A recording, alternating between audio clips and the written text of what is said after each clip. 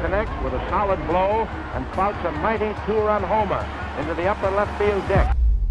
Joseph Paul DiMaggio. Perhaps no name in baseball history carries more mystique and magnificence than that of the Yankee Clipper. We all remember the grace, the elegance, the way he glided across center field at Yankee Stadium like poetry in motion, the smooth swing that produced clutch hits in the biggest moments, the son of Italian immigrants who became America's golden boy, the man who captured the heart of Marilyn Monroe and the imagination of a generation.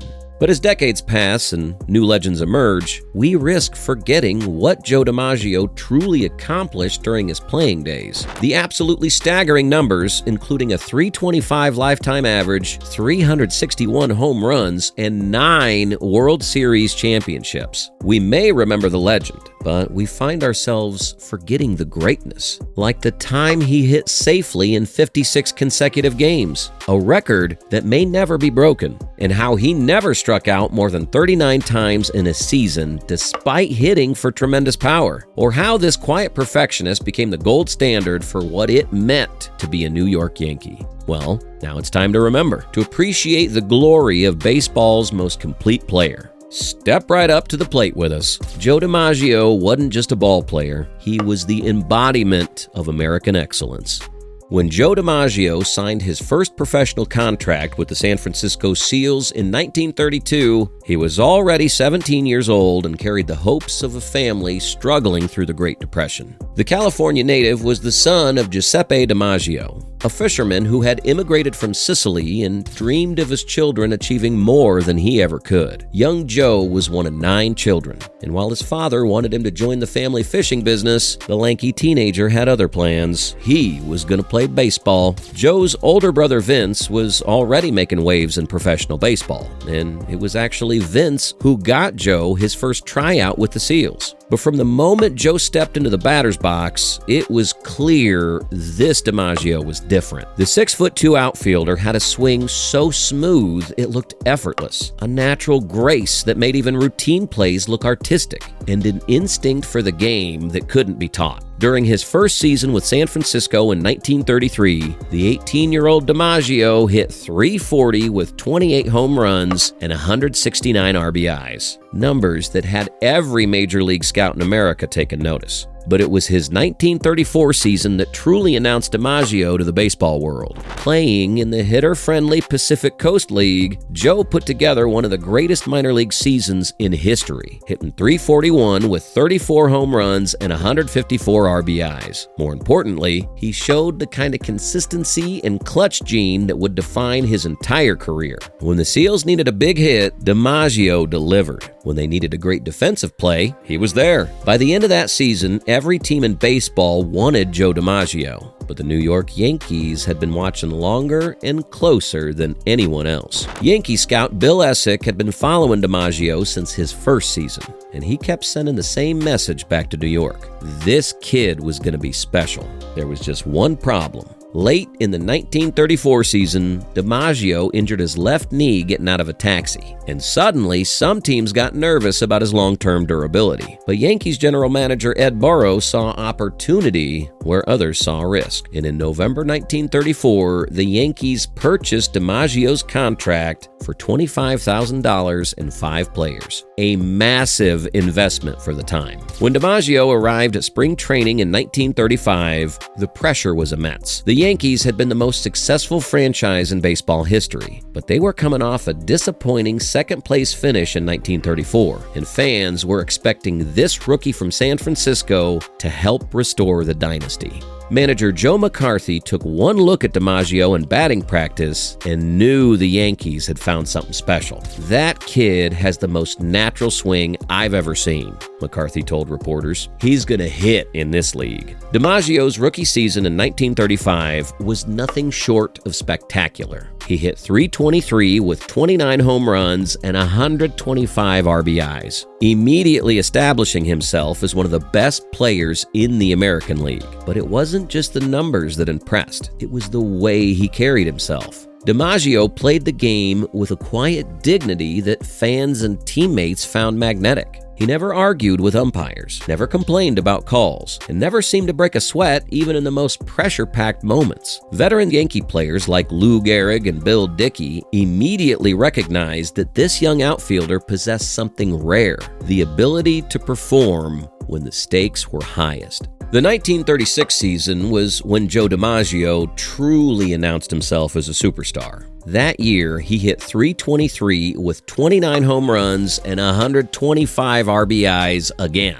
But more importantly, he led the Yankees to their first World Series championship since 1932. And in that World Series against the Giants, DiMaggio hit .346 with 3 RBIs, showing that he could elevate his game on baseball's biggest stage. At just 21 years old, Joe DiMaggio was already a World Series champion and one of the most recognizable athletes in America. But it was the 1937 season that established DiMaggio as something more than just a great player. He was becoming a cultural icon.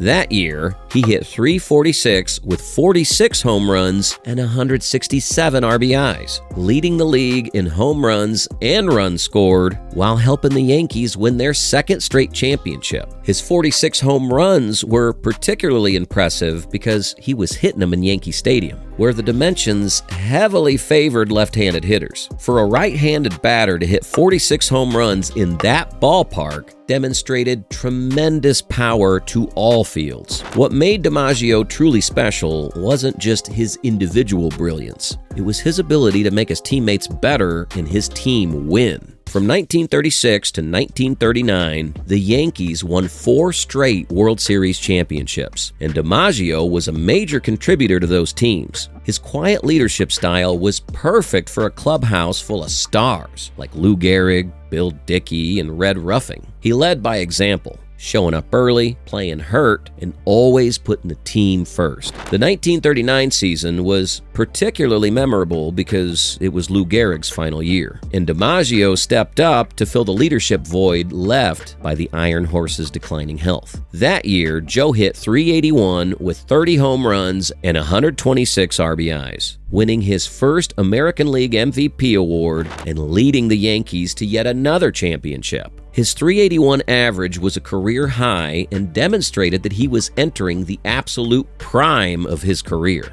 Then came 1941, and with it, the achievement that would define Joe DiMaggio's legacy forever. The 56-game hitting streak. Starting on May 15th against the Chicago White Sox, DiMaggio began hitting safely in game after game. As the streak grew longer, the entire country became obsessed. This wasn't just a baseball story. This was front-page news in newspapers from coast to coast. Radio announcers would interrupt regular programming to announce DiMaggio's daily at-bat results. The pressure was unimaginable, with thousands of fans and dozens of reporters following the Yankees just to see if Joe could keep the streak alive. What made the streak even more remarkable was the consistency DiMaggio showed throughout those 56 games. He wasn't just getting cheap hits, he was hitting .408 during the streak with 15 home runs and 55 RBIs. In Game 38 of the streak, against the St. Louis Browns, DiMaggio was hitless in his first 3 at-bats and came to the plate in the 8th inning with the streak in jeopardy. The entire stadium was on its feet, and Joe delivered a sharp single to left field to keep the streak alive. That's the kind of clutch performance that separated DiMaggio from every other player of his era. The streak finally ended on July 17th at Cleveland Stadium when Indians pitcher Al Smith and Jim Bagby Jr. held DiMaggio hitless in 4 at-bats. But even that game demonstrated Joe's class. When he was robbed of a hit by a spectacular diving catch by third baseman Ken Keltner, DiMaggio simply tipped his cap to the Cleveland fans and jogged back to the dugout. No complaints, no excuses, just pure professionalism. The 1941 season didn't end with a streak, though. DiMaggio finished that year hitting .357 with 30 home runs and 125 RBIs, leading the Yankees to another World Series championship. Despite the impossible hitting streak, he finished second in the MVP voting to Ted Williams, who who hit .406 that same season. It was one of the greatest individual seasons in baseball history by two of the game's all-time greats. World War II interrupted DiMaggio's prime years, as he served in the U.S. Army from 1943 to 1945, missing what should have been three of his best seasons. When he returned in 1946, he was 31 years old and had lost 3 years to military service. But he immediately showed he hadn't lost his touch. That comeback season, he hit .290 with 25 home runs and 95 RBIs. Decent numbers, but not quite up to his pre-war standards.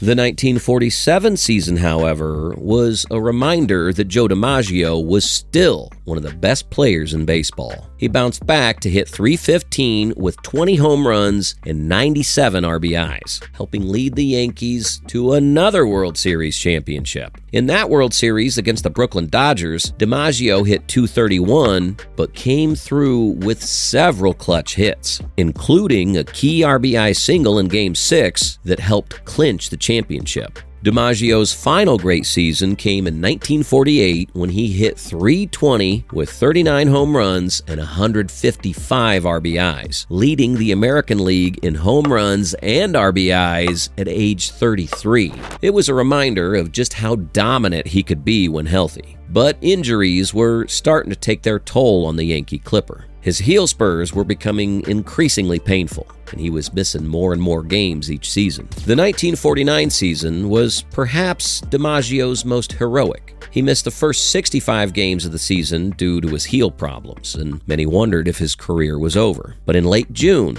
he returned to the lineup and immediately reminded everyone why he was special. In a 3-game series against the Boston Red Sox at Fenway Park, DiMaggio hit 4 home runs and drove in 9 runs, single-handedly lifting the Yankees back into contention. The Yankees would go on to win the pennant and the World Series, with DiMaggio contributing despite playing in constant pain. His final 2 seasons, 1950 and 1951, showed a player still capable of brilliance despite declining skills. In 1950, he hit .301 with 32 home runs and 122 RBIs, proving he could still produce at an elite level. The 1951 season was more difficult, as DiMaggio hit just .263 with 12 home runs, but he still helped lead the Yankees to another championship. After that World Series victory, DiMaggio announced his retirement. I've had injuries that have been too frequent, and they certainly have been no fun.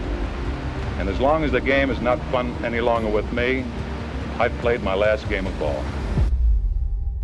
Walking away from the game at age 36 rather than risk tarnishing his legacy with a subpar season. The numbers tell the story of one of the greatest careers in baseball history. A .325 lifetime batting average, 361 home runs, 1,537 RBIs, and 2,214 hits in just 13 seasons. But the numbers only scratch the surface of DiMaggio's greatness. He was a 13-time All-Star, won 3 MVP awards, and helped the Yankees win 9 World Series championships. More remarkably, he struck out just 369 times in his entire career, an incredibly low number for a power hitter of his caliber. What made DiMaggio truly special, though, was his ability to perform in the clutch. In World Series play, he hit .271 with 8 home runs and 30 RBIs in 51 games, consistently rising to the occasion when his team needed him most. His 10 World Series appearances in 13 seasons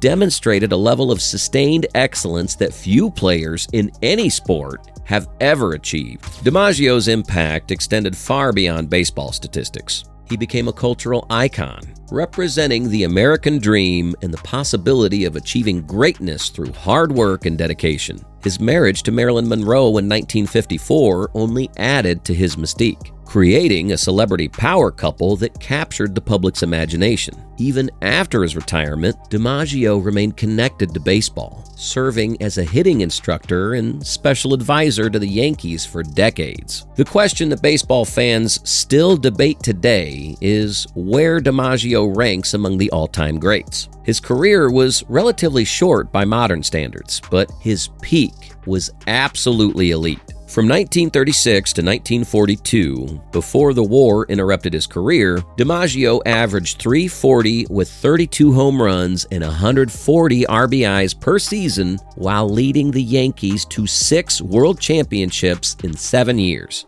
That level of sustained excellence is matched by very few players in baseball history. When will we see another player hit safely in 56 consecutive games? When will we see another outfielder who combines elite hitting, excellent defense, and championship-level leadership the way DiMaggio did? When will we see another player who carries himself with such grace and dignity that he becomes a symbol not just of baseball excellence, but of American excellence? These are the reasons why we can confidently say there will never be another Joe DiMaggio. The Yankee Clipper set a standard for excellence that has never been matched. A combination of talent, class, and clutch performance that made him not just a great baseball player, but a true American icon.